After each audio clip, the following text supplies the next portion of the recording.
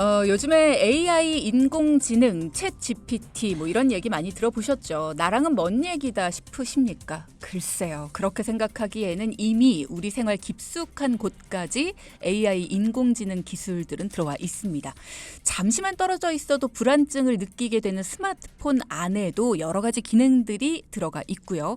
생활을 편리하게 만들어주는 가전제품들에도 뭐 날씨에 따라 상황에 따라 적재적소에 판단해서 스스로 적용을 시키는 기술들이 모두 AI 기술이 탑재돼 있는 겁니다. 또 집에서 그런 기능 쓰시는 분들이 있으시죠? 시리아, 지니아, 헤이 카카오 뭐 이런 식으로 불러서 나만의 AI 비서 시스템을 사용하시는 분들, 이름을 부르고 나서 오늘 날씨 어떠니, 주요 뉴스 알려줘, 거실 불 좀 켜줄래, TV 틀어줘 등등등 간단한 명령까지도 모두 수행이 가능합니다. AI가 하는 거죠. 자, 오늘은요 IT 전문가입니다. 김덕진 IT 커뮤니케이션 연구소장을 초대해서 현재 AI 기술과 서비스 어디까지 발전을 했는지, 그리고 또 앞으로 AI가 열어갈 세상은 어떤 모습일지도 이야기 나눠보겠습니다. 소장님 안녕하세요. 네, 안녕하세요. 반갑습니다. 김덕진 소장입니다. 네, 소장님이 계신 IT 커뮤니케이션 연구소, 여기는 어떤 곳이에요? 실은 원래 연구소 이름이 다른 거였는데요. 제가 작년 초에 연구소 이름을 바꿨어요. 왜 바꿨냐면 IT가 이제 진짜 커뮤니케이션과 연결이 된다는 얘기를 많이 느꼈습니다. 근데 그걸 뭘로 느꼈냐? 챗 GPT 때문에 느꼈어요. 왜냐하면 챗 GPT가 사람들에게 주는 영향이 뭘까를 간단하게 얘기하면 그겁니다. 우리가 인간하고 컴퓨터, 인간하고 IT는 계속 커뮤니케이션을 했거든요.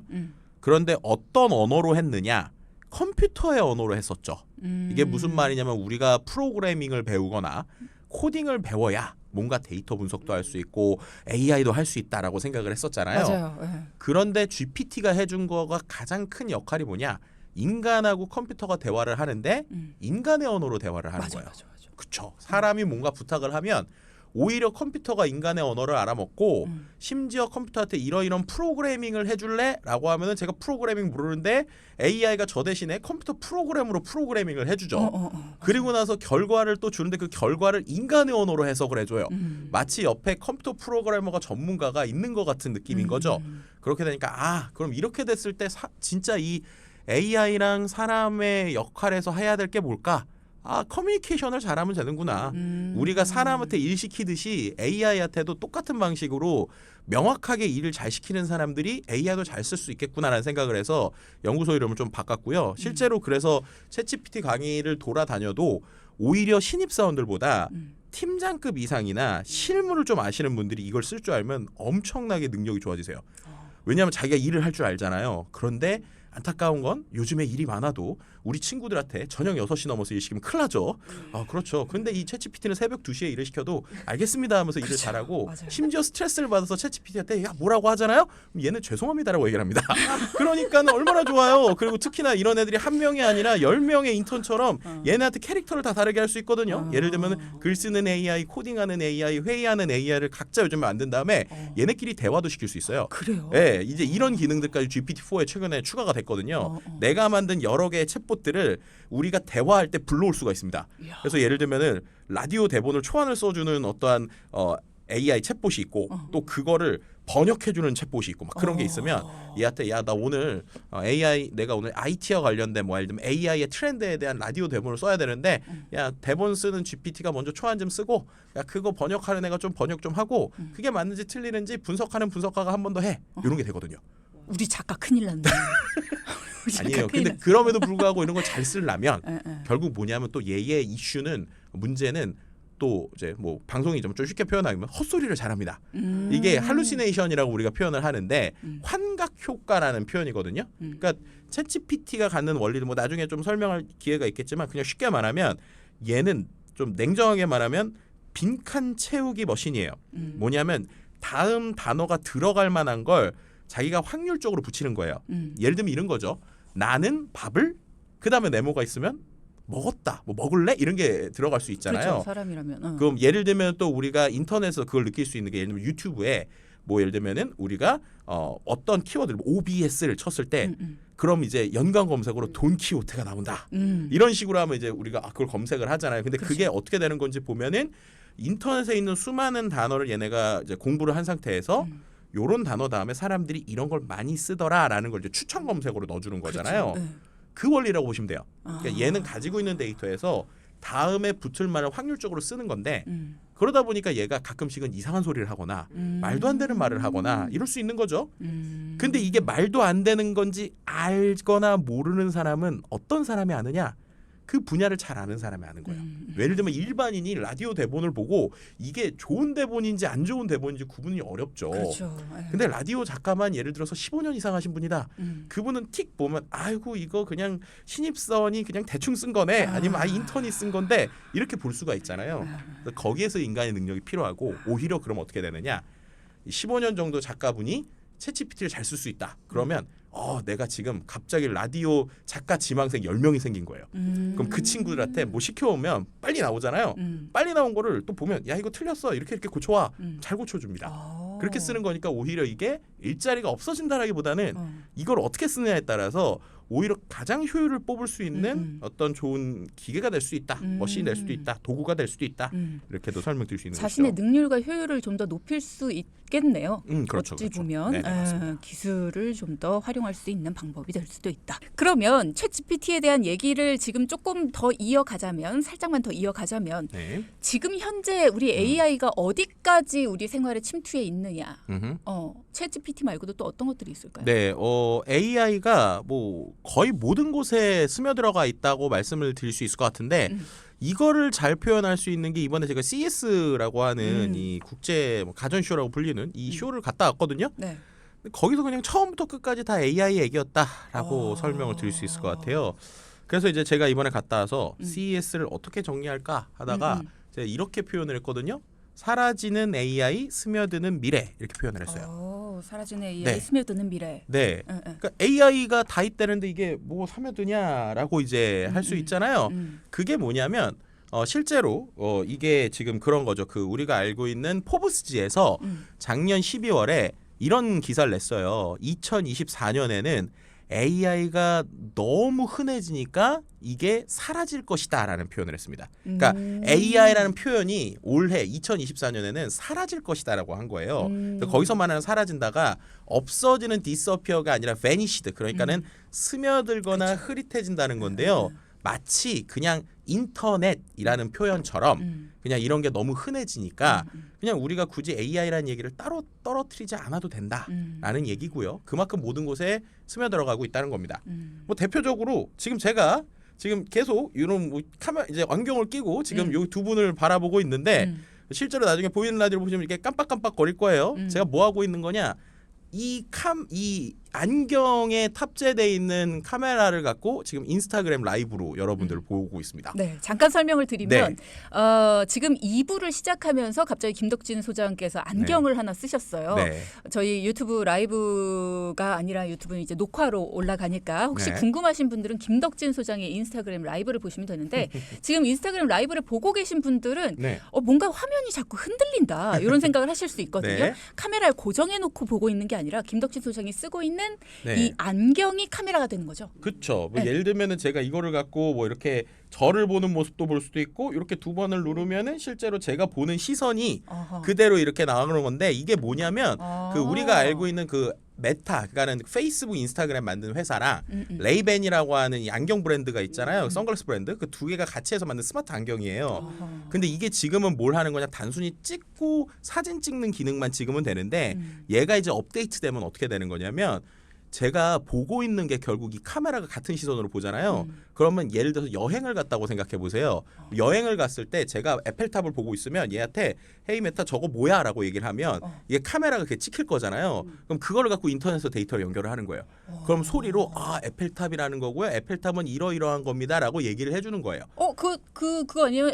아이언맨. 네, 예를 들면 그럴 수 있는 거죠. 아이언맨처럼. 그러니까 결국에는 내가 보고 있는 것들을 카메라가 보고 이게 스마트폰에 연결이 되니까 결국엔 거기에서 정보를 찾아오거나 아니면 거기에서 뭐 예를 들면 야 프랑스 내가 보고 있는 것과 관련된 뭐 소설을 얘기해 줄래? 라고 하면 여기서 소설을 오디오로 들려준다든지 이런 형태들로 정말 AI라는 게 녹아 들어간다라고 보시면 될 것 같고요. 그런데 이제 우리가 그런 거 얘기할 때 AI 기술이 좋아라는 말을 하는 게 아니라 그냥 요런 게 되네? 재밌네? 괜찮네? 라고 느끼는 거고 AI는 그냥 모든 인프라 같은 느낌이 된다. 그래서 이거를 가지고 이제 최근에 또 이 AI의 석학들이 얘기한 걸 보면 이제 AI는 전기와 같은 존재가 된다. 전기와 같은. 예, 그래서 이제 어떻게 보면 모든 곳에 기본으로 깔려 있고 이걸 어떻게 활용할 수 있느냐에 따라서 사람들이 느끼는 것이 많아진다. 뭐 이런 표현들을 하기 시작을 한 것이죠. 네. 지금도 그냥 단순히 가장 좀 흔한 걸로 보면 세탁기 같은 것들 네네네. 보면 네. 이제 AI 기술이 안 들어가 있는 세탁기를 쓰면 좀 불편해요.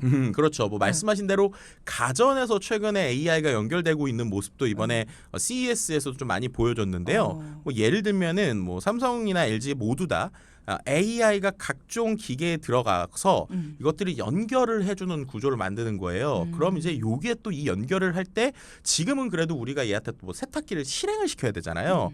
근데 그 다음 미래에 대한 그림도 이번에 나왔습니다. 이게 뭐냐면 집에 로봇 강아지 비슷하게 생긴 녀석이 돌아다니는 거예요. 오. 그래서 이제 삼성에선 볼리라고 그래서 네. 공 모양의 이제 나를 따라다니는 반려 로봇 같은 게 나왔고요. 그 다음에 이 LG전자에서는 강아지 형태처럼 네, 생긴 네. 이런 게 이제 나온 겁니다. 자, 그런 형태가 나왔는데 이제 이게 어떻게 되는 거냐면 결국에는 기본적으로 예를 들면은 저희가 강아지 밥도 줘야 되고 막 그럴 수 있잖아요. 그럼 이 카메라가 달린 로봇이 돌아다니는 거예요. 그냥 집을. 그러다가 만약에 우리 강아지 밥이 비어 있어요. 그럼 얘가 그 강아지 밥 주는 기계를 사람 대신에 얘가 실행을 시켜주는 거예요. 그래서 강아지 밥도 주고. 그죠? 그리고 제가 밖에 있다가 빨래를 안 했어요. 그러면 이 볼리한테 야 우리 집 청소도 하고 좀 빨래도 해야 될 것 같은데라고 원격으로 시키면 얘가 로봇 청소기 근처에 가서 로봇 청소기를 실행을 시키는 거예요. 얘가 돌아다니겠죠? 그러다가 얘가 또 어떻게 돼요? 이 세탁기 근처에 가서 세탁기를 실행시켜 주는 거예요. 자, 이런 형태로 우리 집에서 여러 가지 도움을 주는 녀석들이 있고요. 또 이 친구가 카메라, 볼리 같은 경우에는 아예 프로젝터도 달려 있어요. 그럼 프로젝터가 달려 있다는 건 뭐냐면 벽이 있는데 얘가 영상을 쏠 수 있거든요. 그럼 그걸로 뭘 하느냐? 이번에 보여준 시연에 이제 예를 들면 주하나께서 내가 이제 운동을 하고 싶은 거예요. 집에서 운동을 하고 싶은데 운동을 할 때 먼저 스쿼트를 한다. 스쿼트의 자세를 보고 싶잖아요. 그럼 이 볼리가 제 옆에 와가지고 벽에다가 스쿼트 운동하는 영상을 띄워줘요. 야. 그럼 그걸 보고 따라하는 거예요. 근데 그러다가 이제 누워서 해야 되는 운동이 있어요. 그럼 딱 눕습니다. 그럼 얘가 요 천장에다가 영상을 띄워주는 거예요. 그럼 그거를 보면서 따라하는 거예요. 자, 이런 형태로 얘가 돌아다니면서 심지어 제가 요리를 한다고 그러면 이 요리하는 싱크대 벽에다가 요리하는 영상을 띄워주고 이런 형태로 우리와 함께하는 일종의 반려로봇의 개념이 이번에 LG랑 삼성이 다 나왔거든요. 그럼 결국에 이런 것들까지 궁극적으로 있다라고 하면 말씀하신 것처럼 가전제품과 이것을 또 나 대신에 실행해주는 비서이자 귀여운 로봇이 나를 쫓아다니는 이러한 우리가 집의 모습을 좀 그려볼 수 있다. 이렇게 말씀을 드릴 수 있는 것이죠.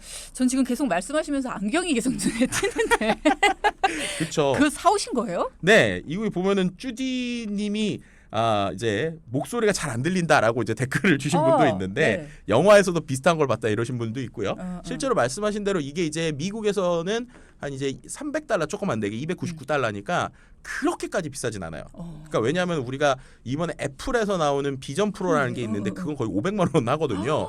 그러니까 여기서 또 볼 수 있는 게 이런 안경 형태의 글래스들도 되게 다양한 형태로 진화한다. 그래서 그렇게 비싼 녀석은 집에서 뭔가 컴퓨터를 대체하는 녀석으로 또 AI가 도와주고 이런 건 그냥 평상시에 끼고 다니는 것처럼 끼고 다니면서 뭐 이렇게 물어볼 수 있는 여러 가지 형태로 진화하는 모습들이 이런 글래스에서 볼 수 있고요. 말씀하신 대로 이게 중요한 게 실험실이나 전시관에 있는 게 아니라 이제 안경 파는 데서 살 수 있는 수준이 됐다라고 하는 게 이제 중요한 것이죠. 텐은 여러 종류가 있나요? 네, 이게 선글라스이다가 뭐냐 보니까 계속 안경 얘기를 하는데 어쨌든 뭐 사이즈도 있고 안경처럼 바꿀 수도 있고 렌즈 뭐 선글라스 렌즈도 있고 막 그렇습니다. 그렇군요. 네. 안경 가져오신 게 안경이니까 이제 거기에 자꾸 관심이 쏠리네요. 네네. 자, 그러면 여러 가지 얘기를 해주셨는데 올해 CES에서 가장 인상적이었던 것도 뭐가 있으셨습니까? 일단은 회사랑 좀 어떤 그 카테고리를 좀 나누면 아까 일단 가전 얘기를 했으니까 일단 회사 얘기하기 전에 자동차 얘기를 연결해서 하는 게 좋을 것 같아요. 네, 왜냐하면 이제 집에서 그렇게 우리가 어떠한 AI와 얘기를 하거나 나를 도와주거나 결국 밖으로 나가잖아요. 그럼 밖으로 나가면 이제 우리가 자동차를 타지 않겠습니까? 그렇죠. 근데 이번에 모든 자동차 회사들이 자기네들이 분명히 자동차니까 하드웨어, 껍데기를 만들고 단단한 기술을 만드는 회사잖아요. 근데 모든 회사가 우리는 이제 더 이상 자동차 회사가 하드웨어 회사가 아니라 소프트웨어 회사다라고 이제 얘기를 한 거예요. 그럼 이제 우리가 여기서 헷갈리죠. 아니 무슨 자동차가 소프트웨어 회사야? 뭐가 된다는 거야? 결론은 뭐냐면 자동차를 만드는 방식 자체를 스마트폰 만들듯이 만들겠다라는 거예요. 그럼 이게 또 뭐가 다를까라고 하니까 좀 더 구체적인 설명을 드리면 이런 겁니다. 한번 생각해 보시면 스마트폰은 앱을 맘대로 거의 업데이트 하잖아요. 그렇죠. 예를 들면은 우리가 뭐 톡 서비스 같은 거 쓰면 눈이 오면 그 톡 메신저에서 막 눈이 오잖아요. 자, 이게 너무 재밌잖아요. 그렇죠. 자동차에서 이런 걸 똑같이 하고 싶다라고 하면 이게 어려워요. 왜 어렵느냐 말씀을 드리면 스마트폰은 처음부터 설계할 때 앱들을 빠르게 업데이트할 수 있도록 잘 연동을 시켜놓은 거예요. 예를 들면 특정 앱이 카메라도 껐다 꼈다 하거나 진동도 주거나 뭐 앱에 있는 여러 가지 서비스를 쓸 때 그렇게 잘할 수 있게 목적을 처음부터 그렇게 만들어 놓은 겁니다. 근데 생각해 보시면 자동차는 처음에 그런 기능이 없었잖아요. 그냥 기계 덩어리죠. 거기에서 아주 메카닉하게 움직이는 거였죠. 근데 거기에 요즘에 뭐 센서도 들어가고 아니면 뭐 AI 서버도 들어가고 칩도 들어가고 이러다 보니까 예를 들면 내가 소프트웨어 하나를 바꾼다고 여러 기계를 동시에 움직이게 하는 게 어려워요. 예를 들면 이런 겁니다. 제가 자동차에서 뭔가 영화를 보고 싶어요. 근데 영화를 트는 건 되잖아요. 그런데 만약에 스마트폰 같은 구조가 되면 어떻게 될 수 있는 거냐면 영화를 트는 앱에서 제가 특정 영화를 딱 틀었을 때 갑자기 시트가 이렇게 탁 눕는 거예요. 그리고 조명도 막 깜깜해지는 거예요. 그러면서 자율주행이라면 이 앞에 있는 유리창이 싹 닫히면서 이게 스크린으로 바뀌는 거예요. 차 전체가. 네, 그렇죠. 그러면서 막 등에서는 이렇게 그 안마해주는 시트가 있으면 안마를 도동도동 해주거나 강력한 게 있을 때 4D일 때 팡 치거나. 위험해. 네, 왜냐하면 이게 자율주행이 된다고 하면 이제 어차피 그렇죠. 운전 안 할 거니까. 그때가 되면. 근데 그런 거를 앱 업데이트 하나만으로 할 수 있게 하는 게 스마트폰적인 구조거든요. 근데 지금은 그렇게 하려면 모든 업체들한테 야 우리가 이번에 이거 좀 시행하려고 그랬는데 그랬더니 갑자기 어느 부품 회사가 아니 그렇게 하면 잘못하면 저희 이거 고장나요. 이거 또 업그레이드 해야 돼요. 그래서 그거 하나 하려면 업그레이드 100개 1000개를 해야 되니까 그럼 이런 걸 맘대로 업데이트를 못 한다는 거예요. 그렇죠? 근데 이게 서비스를 하려면 그런 게 돼야 예를 들면 새로운 영화가 나오면 갑자기 막 자동차에 막 불빛이 바뀌거나 막 그렇죠. 트렁크가 움직이거나 이래야 될 거잖아요. 그래서 이들이 생각한 게 그냥 자동차를 스마트폰처럼 아예 구조를 바꿔야겠다라고 생각한 게 우리가 요즘에 이제 언론에서 많이 들어보셨을 SDV라고 불리는 건데 소프트웨어가 정의하는 자동차라는 개념입니다. 그럼 소프트웨어가 정의하는 자동차가 어떻게 되느냐? 실제로 거기에서 그 이 미래의 현상을 아주 심플하게 보여준 게 있거든요. 자동차인데 자동차에 뼈대가 있어요. 그리고 보통 우리가 자동차 가운데 엔진이 들어간다고 생각하잖아요. 네. 엔진 대신에 거기에 컴퓨터 서버가 들어가 있습니다. 네, 그러니까 엄청 큰 컴퓨터 서버가 엔진 있는데 가운데 있어요. 왜냐하면 전기차가 되면 엔진이 자꾸 이제 모터가 들어가니까 그 엔진 있는 위치에다가 엄청 큰 컴퓨터 서버를 넣는 거예요. 그리고 배터리 밑에 깔려 있죠. 그 다음에 바퀴 부분 있잖아요. 네. 원래 이 바퀴 부분에 동력을 주는 축들이 있는데 거기에도 축 대신에 자그마한 컴퓨터 4대가 들어가요. 그러니까 자동차에 기본적으로 큰 컴퓨터가 이 엔진인데 들어가고 바퀴에 동력을 줘야 되는 4곳에 그것을 보조해주는 컴퓨터 5대를 먼저 설치를 하는 거예요.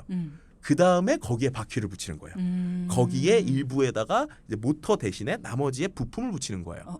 그렇게 되면 그 컴퓨터를 중심으로 움직이니까 아까 말씀드린 대로 앱을 업데이트했을 때 그런 것들을 컨트롤하는 게 자유자재가 된다라고 하는 개념이 소프트웨어가 정의하는 자동차라는 개념입니다. 자, 그렇게 되면 이제 그게 집이랑 어떻게 연결이 될까? 실제로 삼성전자가 이번에 현대랑 기아랑 이 데이터나 이 솔루션을 연동을 하기 시작했어요. 그럼 어떻게 되는 거니? 이렇게 되는 겁니다. 집에서 TV를 보고 있어요. 자, TV를 보다가 내가 이제 자동차를 타고 가야 될 시간이 됐어요. 그러면은 아쉽네 하고 자동차를 딱 타요. 그럼 자동차에서 김덕진님 아까 보시는 거 이어보셔야죠. 라고 하면서 딱 틀어주는 거예요. 근데 틀어주는데 그래도 자동차니까 좀 더 좋은 효과를 드려야 되니까 저희가 우퍼를 빵빵하게 넣어드릴게요. 라고 하면서 빵빵하게 넣어주는 거예요. 그렇게 되면서 아까처럼 위험한 현상이 되면 등을 도도도독 쳐주는 겁니다. 그러면서 또 얘가 뭐라고 그러냐면 김덕진님 갈 때 저희가 감정을 좋게 해드릴게요. 실제로 이번에 이게 나왔거든요. 감정의 내비게이션을 하는 거예요. 이게 무슨 말일까요? 내비게이션? 감정의 내비게이션.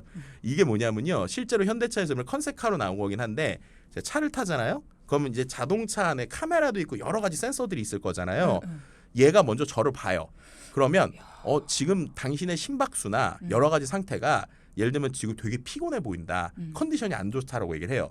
그러면 예를 들어서 제가 라디오를 가기까지 뭐 1시간이 반이 걸린다라고 하면 위치를 알려주면서 1시간 반 동안 당신의 기분을 어떻게 바꿔드릴까요? 라고 얘기하는 거예요. 그러면 예를 들면 익사이팅하게 해줘라, 릴렉스하게 해줘라를 골라요. 제가 릴렉스하게 해줘라를 고릅니다. 그러면 아까처럼 알겠습니다 하고 자동차가 자율주행으로 출발하면서 영화는 영화대로 보고 좋은 아로마 향이 나고 그리고 거기에서 아까처럼 뭐 예를 들면은 뒤에 있는 마사지기가 막 쿵쿵 치는 게 아니라 도도도도동 쳐주고 그러면서 아주 모드로. 편안하게 릴렉스하게 해주는 거예요. 그러면서 음악이나 이런 것도 편안한 음악이 같이 나오는 겁니다. 그래서 실제로 내가 위치에 도착을 하면 마지막으로 얘가 한 번 더 저의 컨디션을 얼굴과 심박수를 뽑아요. 그러면 원래 이분이 예를 들면 김덕진님이 처음에는 컨디션도 안 좋고 심박수가 이렇게 높았는데 자 1시간 반을 갔다 오시니까 자 이제 도착을 하시니까 릴렉스가 돼 있습니다 라면서 마지막에 도착했습니다 함께 지금 컨디션이 이렇게 바뀌었습니다를 알려주는 거예요. 이게 지금 소장님이 그냥 단순히 상상하는 게 아니라 이번에 CES에서 현대차가 내놓은 거잖아요. 그런 시나리오들이 다 나왔다는 겁니다. 예를 들면 이번에 이거를 목적 기반 차라고 그래서 한 명이 탈 수 있는 차예요.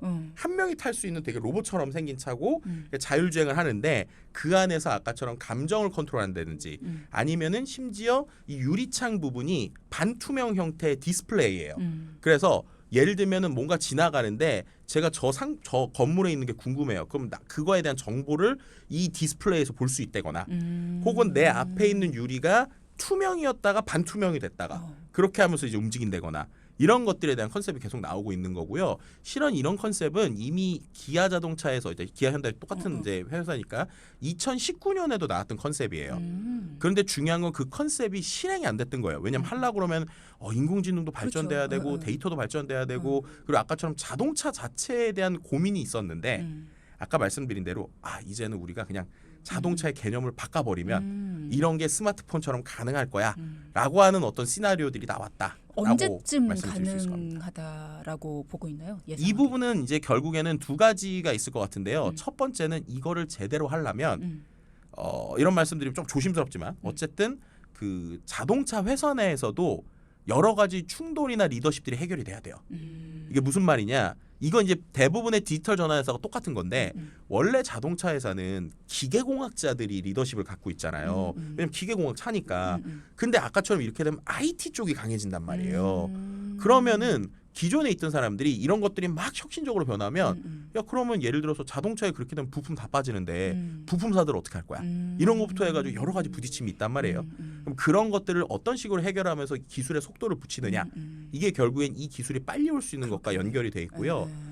그리고 이제 두 번째는 결국엔 여기에 얼마나 투자가 들어가느냐라는 관점인데 이 투자라고 하는 거는 이미 현대차가 이런 것들을 밀어붙이고 있기 때문에 뭐 예를 들어서 정말로 빠르면은 2, 3년 안에도 가능할 수 있는 거고 왜냐하면 지금 말씀드린 일부의 기능은 이미 테슬라에는 적용이 돼 있거든요.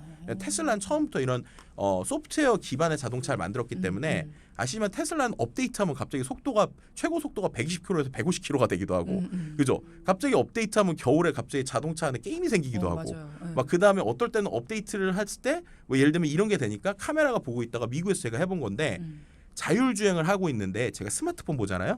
스마트폰 3번 이상 보면 자율주행 기능을 한 달 동안 못 써요. 그런 것들까지 소프트웨어가 조절을 해요. 예를 들면 왜냐면 이 자동차가 제 카메라로 저를 보고 있잖아요. 근데 카메라가 제 얼굴을 계속 찍고 있는 게 아니라 움직임들을 보니까 얘가 경고를 날려요. 스마트폰을 보고 있으면 자율주행을 켜놓고도 계속 이렇게 하면 돈 내셔도 이 기능 3개월 동안 못 써요 라고 얘가 명령이 오고요. 그런데도 보고 있잖아요. 그럼 일단 1시간 동안 자율주행을 꺼요. 못 쓰게. 이런 식으로 되는 게 소프트웨어 기반의 자동차거든요. 근데 이런 게 처음부터 테슬라는 그렇게 만들었기 때문에 된 건데 이제 어떻게 보면은 단순히 전기차로 바뀌었다고 이게 바뀌는 게 아닌 거예요. 아예 그렇죠. 컨셉이 바뀌어야 되는 거죠. 그래서 그런 리더십이나 기술 투자들이 정말로 원하는 대로 되면 빠르면 2, 3년 안에도 전 가능하다 이렇게 볼 수 있을 것 같습니다. 근데 AI가 편리함을 위해서 이렇게 생활에 깊숙하게 스며드는 거는 저는 좋다고 보는데 이런 안전을 위한 부분까지도 깊숙이 들어오는 거는 조금 걱정하는 시선들도 많잖아요. 그렇죠. 이번에 가서 보셨을 때는 어떤 생각 드셨어요? 말씀하신 대로 예를 들면 이제 우리 오늘 좀 자동차 얘기로 어쩌다 보니 집중해야 되는데 그 얘기를 계속하면 저한테도 그런 얘기 많이 하시는 분도 있어요. 자율주행 시대가 올까요? 라고 물어볼 때 저는 이렇게 말씀드려요. 옵니다. 언제? 사람들이 모두 다 운전을 안 할 때. 이게 무슨 말이냐면요. 어느 수준이 되면 오히려 사람의 운전이 변수가 돼요. 왜냐하면 자율주행은 어떻게 보면 데이터와 이 변수, 데이터에 의거하거나 자기가 있는 학습 데이터나 카메라를 갖고 움직이거든요. 근데 사람은 그렇게 안 움직이잖아요. 그쵸. 갑자기 돌다가 왼쪽으로 가고 싶은데? 그럼 왼쪽으로 가잖아요. 그런 게 오히려 이 자율주행차의 제일 큰 변수예요. 그러니까 오히려 자율주행이라서 위험하다가 아니라 모든 게 일괄적으로 자율주행이 돼 있으면 마치 지하철이나 버스 움직이듯이 차가 움직일 수 있는 거예요. 그렇죠, 맞아요. 그런데 그게 아니라 자율주행차는 이렇게 가고 있는데 갑자기 사람이 껴든다. 맞아요. 그럼 이게 변수가 되는 거거든요. 맞아요. 그래서 결국에는 이런 기술에서 오히려 지금 뭐 해외에서의 반응을 보면 그래서 오히려 자율주행 전용 도로를 만들려는 국가들도 있고요. 아니면 특정 도시에서는 아예 자율주행 차만 다닐 수 있는 이러한 뭐 그 지역을 만든다든지 이런 형태로 좀 움직이고 있다. 결국에는 이 기술이나 정책이나 이거는 오히려 말씀드린 것처럼 AI와 사람이 혼자할 때 생길 수 있는 이슈는 분명히 존재한다라는 거고 거기서 말씀하신 대로 이제 AI의 가장 큰 이슈 중에 하나는 예를 들면 사고가 났을 때 이게 누구 책임이야? 라고 하는 게 이제 어렵다는 거죠. 예를 들면 이 알고리즘 자체는 데이터에 기반이긴 하지만 우리가 이제 보통 트롤리 딜레마라고 하는데 정말 극단적인 상황을 테스트를 많이 해요. 예를 들면 이런 겁니다. 생각하기도 싫은 끔찍한 얘기지만 제가 차가 가다가 왼쪽으로 꺾으면 예를 들어서 운전자가 죽어요. 자, 오른쪽으로 꺾으면 보조석에 있는 사람이 죽습니다. 그렇죠. 그럼 왼쪽으로 꺾어야 될까요? 오른쪽으로 꺾어야 될까요? 왼쪽으로 꺾어주세요. 그렇죠. 그거를 우리는 판단할 수 있는데 AI한테 그런 판단을 만약에 맡겼다. 그럼 얘가 왼쪽으로 꺾었을 때 맞는 걸까요? 오른쪽으로 꺾었을 때 맞는 걸까요? 이런 게 어렵다는 거예요. 그렇죠. 그래서 그런 것들을 사람들이 아주 디테일하게 규칙을 정해서 모두가 합의할 때 아까 말씀하신 대로 야 그런 상황은 AI는 무조건 왼쪽으로 꺾어야 돼. 이게 법으로 땅땅땅 되지 않는 이상은 이게 모든 게 변수가 나올 수 있다. 이게 이제 좀 어떻게 보면은 자율주행이 기술의 발전보단 오히려 이런 사람들과의 어떤 여러 가지의 뭐 윤리적인 이슈 아니면 거기서의 우리가 있는 여러 가지 도덕적인 이슈 그리고 거기는 사회의 합의적인 이슈 이런 게 오히려 커서 그 부분에서의 논의가 필요한 부분이 있다. 이렇게 말씀드릴 수 있는 것이죠. 또 컴퓨터 기계다 보니까 다운되는 걱정도 되고 해킹 그렇죠. 걱정도 되고. 네. 그래서 그 부분에서 이제 또 최근에 이 주식과 관련돼서 또 관심 있는 분들이 많을 테니까 그래서 온디바이스 AI가 그 때문에 나오는 거예요. 온디바이스 AI가 뭔지 처음 들으시는 분들도 있을 텐데 잠깐 설명해 주시면. 뭐 쉽게 말하면 이런 겁니다. 챗 GPT는 우리가 인터넷에 연결돼서 하는 거잖아요. 그건 이제 우리가 다 알죠. 온디바이스 AI는 쉽게 말하면 인터넷에 연결이 안 돼 있어도 이 기기 자체로 챗 GPT 같은 걸 쓸 수 있거나 아니면 기기 자체에서 AI가 돌아가는 거예요. 이미 스마트폰에는 온디바이스 AI가 다 탑재돼 있습니다. 이거 어떤 데 쓰는 거냐면 여러분들이 셀카를 찍어 보시면 알아요. 자, 우리가 예전에는 셀카를 찍을 때 뽀샤시하게 해주거나 내 턱을 깎아주는 이런 기능 앱을 실행해야 됐잖아요. 그렇죠. 근데 요즘에 보면 기본 앱에서 그걸 해주죠. 그게 온디바이스 AI가 해주는 거예요. 어머 그래요? 네, 그래서 온디바이스 AI로 하면은 자동으로 막 얼굴이 예뻐지잖아요. 그게 제 얼굴이라고 자꾸 착각을 하잖아요. 그래서 왜냐면 항상 카메라 앱을 키면 기본으로 이렇게 나오니까. 그러니까 카메라 보면 행복해지잖아요. 그렇죠. 근데 그게 온디바이스 AI라고 하는 이 스마트폰에 탑재되어 있는 이 AI 칩이 해주던 일이에요. 그런데 이제 이걸 넘어서서 사람들이 더 많은 걸 요구하기 시작하는 거예요. 왜냐하면 챗GPT 봤더니 야 번역도 잘해주고 내용도 잘 써주는데 야 이런 거 핸드폰 안에서 안 돼? 라고 하니까 이번에 갤럭시 신버전이 그것까지 하는 것까지 온디바이스 AI를 확장시킨 메모리를 넣은 거죠. 칩을. 그러면 얘는 뭘 해주느냐? 써보신 분은 알겠지만 문자를 보낼 때 일단 말투를 바꿔주는 걸 잘해요.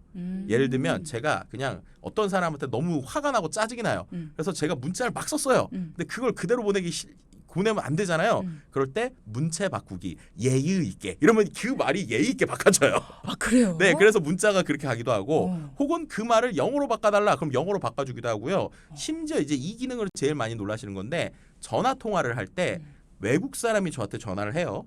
영어로 얘기하겠죠. 근데 이 온디바이스 AI 기능을 키면 그게 저한테 한국어로 들려요. 우와. 근데 그게 실시간은 아니고 우리가 다 이제 예를 들면은 통역가가 옆에 있다고 생각하면 저쪽에서 영어로 얘기하면 그걸 듣고 한 타이밍 있다가 AI의 목소리를 저한테 한국어로 들려주는 거예요. 그리고 또 반대로 저는 한국어로 얘기를 해요. 그럼 저 사람한테 조금 있다가 영어로 들어가는 거예요. 우리가 왜 번역기 같은 거 포털 사이트 같은 데서 좀 돌려도 네네네. 약간 어색하게 돌아가잖아요. 네네네. 그렇게 안 되고 제대로 돼요? 그러니까 그 부분에 있어서 말씀하신 대로 그거는 결국 이 AI의 성능하고 연결이 되기 때문에 처음에 어색할 수 있어요. 근데 사람들이 계속 쓰면은 얘도 학습이 되니까 갈수록 똑똑해지는 건데 앱 얘기 잘해주셨는데 거기서 그럼 이거랑 무슨 차이가 있느냐? 두 가지 차이가 있습니다. 첫 번째는 인터넷에 연결이 안 돼 있어도 돼요. 예를 들면은 그런 번역 앱 가지고 해외 나갔을 때 번역 앱이 인터넷이 연결이 안 돼 있으면 안 되니까 맞아요. 테더링 하잖아요. 온디바이스 AI는 이거 칩 자체에서 해주는 거니까 인터넷에 연결이 안 돼 있어도 돼요. 두 번째는 이 앱에서 통화를 하는 것들은 상대방도 그 앱이 설치가 돼 있어야 돼요. 그런데 이거는 심지어 저 사람이 핸드폰이 아니라 일반 집 전화로 통화를 해도 그게 번역이 됩니다. 왜냐하면 이 기계에서 번역을 해주고 또 번역된 음성을 내보내는 거니까. 그 차이가 있고요. 또 한 가지 보안적인 이슈 때문에도 온디바이스 AI를 선호하시는 분들이 있어요. 왜냐하면 아까처럼 번역을 하든 뭘 하든 인터넷 서버로 가는 거잖아요. 그럼 제가 얘기한 내용들이 뭐 그들의 어떠한 데이터에 들어갈 수 있는 거죠. 뭐 예를 들면 그거에 대한 보안을 강화한다곤 하지만 어쨌든 해킹이나 이런 거에 대한 걱정이 있을 수 있잖아요. 예를 들면 제가 중요한 전화나 정말 이 문자는 아무에게도 보내고 싶지 않은 문자인데 꼭 번역을 해야 돼요. 근데 그럴 때 예를 들면은 뭐 어떤 메신저 서비스나 온라인에서 자동으로 번역을 해준다고 하면 어쨌든 거기 기록이 남는 거잖아요. 서버에. 근데 이 온디바이스 AI는 이 기계에서 번역을 해서 그냥 문자를 보내주는 거니까 이제 어떻게 보면 보안적인 거에서 조금 더 안전할 수 있다. 그래서 그런 것 때문에 온디바이스 AI가 주목받는다고 보시면 될 것 같고요. 그럼 온디바이스가 만능이냐? 그렇진 않아요. 왜냐하면 이거는 핸드폰이나 이러한 아주 이 그 뭐죠 제한된 데서 하는 거니까 얘는 딱 잘하는 특화된 몇 개만 하는 거지 챗GPT처럼 갑자기 얘한테 너 보고서 50장 써줘 이런 거는 좀 쉽진 않다는 거예요. 하지만 기능을 뽑는다는 거죠. 그렇게 되니까 아까 우리가 냉장고 같은 거 얘기했잖아요.